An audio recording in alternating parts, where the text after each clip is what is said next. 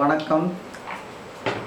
பரிகாரத்தை பற்றி சில பேருக்கு சில சந்தேகங்கள் இருக்குது. அதாவது என்ன அப்படின்னா, பரிகாரம் பலிக்குமா?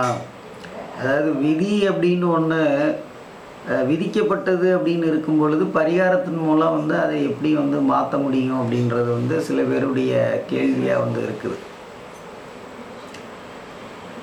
அது கேள்வி ஏதோ அறிவுபூர்வமாக கேட்குறத அவங்க நினச்சிக்கிறாங்க. உண்மை என்ன அப்படின்னு கேட்டால், விதியை மாற்ற முடியாது அப்படிங்கிறது உண்மை தான். எப்படி அப்படின்னு கேட்டால், இப்போ மழை வருது, மழை வந்தால் மழையை யாராலையும் கண்டிப்பாக நிறுத்த முடியாது. ஆனால் மழை காலத்தில் கையில் ஒரு குடையை எடுத்துகிட்டு போகிறதுனால ஒன்றும் தப்பு கிடையாது. அது கூட பார்த்திங்கன்னா விதிப்படி தான் நடக்கும் அப்படின்னு கூட சொல்லலாம். எப்படி அப்படின்னா, சில பேர் மழை நேரத்தில் பக்கத்தில் ஏதாவது ஒதுங்கிறதுக்கு ஏதாவது இடம் கிடைக்கும். ஏதாவது ஒரு நிழற்குடையோ இல்லை ஏதோ ஒரு சின்ன கட்டிடமோ அதுக்கு கீழே போய் நின்றுக்கிட்டு மழையில் நனையாமல் தப்பிச்சிக்கிறதுக்கு சில பேருக்கு வாய்ப்பு கிடைக்குது. சில பேர் நடு வீதியில் மாட்டிக்கிறாங்க, அவங்க முழுக்க நனைஞ்சியும் போயிடுறாங்க. அப்போ ஒருத்தர் நனைகிறதும் நனையாமல் இருக்கிறதும் கூட அவங்களுக்கு கிடைக்கக்கூடிய வாய்ப்பை வச்சு பார்த்தா அது கூட ஒரு விதி அப்படின்னு கூட தான் சொல்லலாம். ஆனால் சில சமயங்களில் இப்போ மழை காலம் வருது, இந்த காலத்துல எல்லாம் மழை பெய்யும் அப்படின்னு முன்னக்கூட்டியே நமக்கு ஓரளவுக்கு தெரிஞ்சிருக்கும். அப்போ மழை காலத்தில் கையில் போகும்போதே ஒரு கையில் ஒரு குடையை எடுத்துகிட்டு போனால் மழை பெய்யுது அப்படின்னா அந்த அந்த சமயத்தில் அந்த குடையை பயன்படுத்தி ஓரளவுக்கு நம்மளை நனையாமல் பாதுகாத்துக்கலாம். அதாவது முழுக்க நனையாமல் இருக்க முடியாது, ஓரளவுக்கு நனையாமல் நாம் கண்டிப்பாக பார்த்துக்க முடியும். அப்படி இருக்கும்போது அப்போ பரிகாரம் அப்படிங்கிறது ஒரு விதியை ஒன்றும் மாற்ற போகிறதில்ல. நமக்கு வர்றது வரதான் போகுது. ஆனால் அந்த சமயத்தில் நமக்கு ஒரு பாதுகாப்புக்காக ஒரு முன்னெச்சரிக்கையாக சில விஷயங்களை செய்கிறதுல ஒன்றும் பெரிய தப்பெல்லாம் ஒன்றும் கிடையாது. எல்லாரும் என்ன நினச்சிக்கிறாங்க அப்படின்னா, பரிகாரம்னா இல்லாததை உருவாக்குறதா நினச்சிக்கிறாங்க. அப்படியெல்லாம் எதுவும் கிடையாது.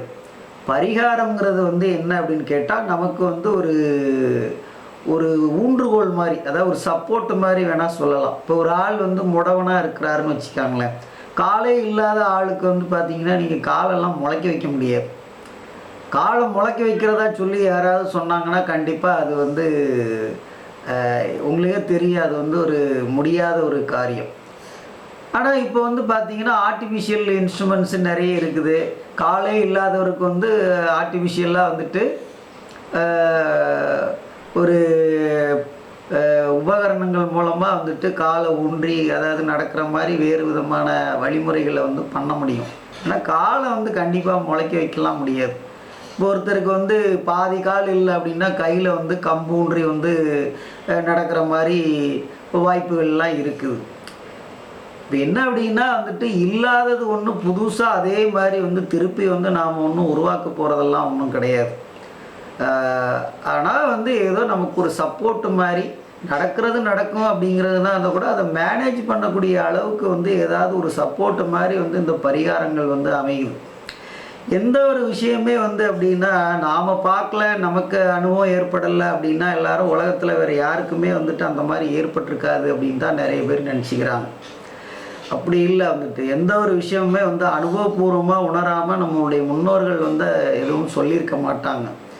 இதனால் ஏதோ நமக்கு ஒரு நன்மை இருக்கிறதுனால தான் கண்டிப்பாக அந்த மாதிரி சில பரிகாரங்கள்லாம் சொல்லிட்டு போயிருக்கிறாங்க. ஜோதிடர்கள்லே பெரும்பாலான ஜோதிடர்கள் என்ன நினைக்கிறாங்க அப்படின்னா, பரிகாரங்கிறது ஒரு தனியாக ஏதோ ஒரு பாடம் இந்த ஜோதிடத்துக்கே சம்மந்தமே இல்லாத பாடம் அப்படின்ற மாதிரி நினச்சிக்கிறாங்க.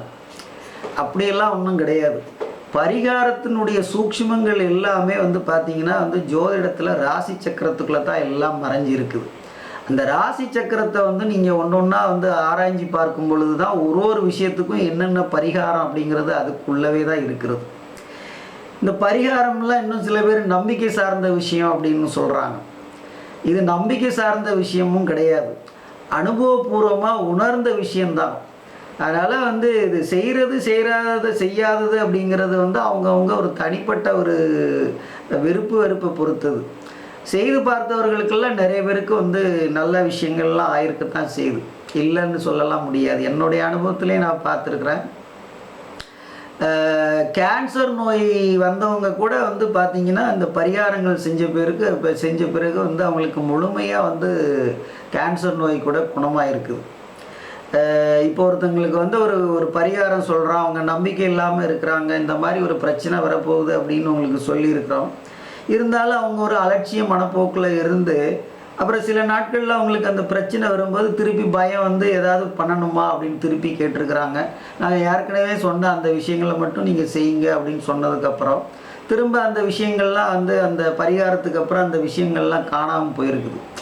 இதை வந்து என்னுடைய அனுபவத்தில் வந்து பார்த்துருக்குறேன். அதனால் வந்து இது வந்து விதியை மாற்றுற வேலை கிடையாது. பரிகாரம் என்பது விதியை மாற்றுகின்ற வேலை கிடையாது. அதாவது வரக்கூடிய பிரச்சனையை வந்து சமாளிக்கிறதுக்கு நமக்கு வந்து ஒரு மன வலிமையும் உடல் வலிமையும் கொடுக்கக்கூடிய ஒரு விஷயத்துக்காக தான் வந்து இந்த பரிகாரம் வந்து பண்ணுறாங்க. அதனால் பரிகாரம் செய்கிறது வந்து தப்புன்னு வந்து யாரும் சொல்ல முடியாது.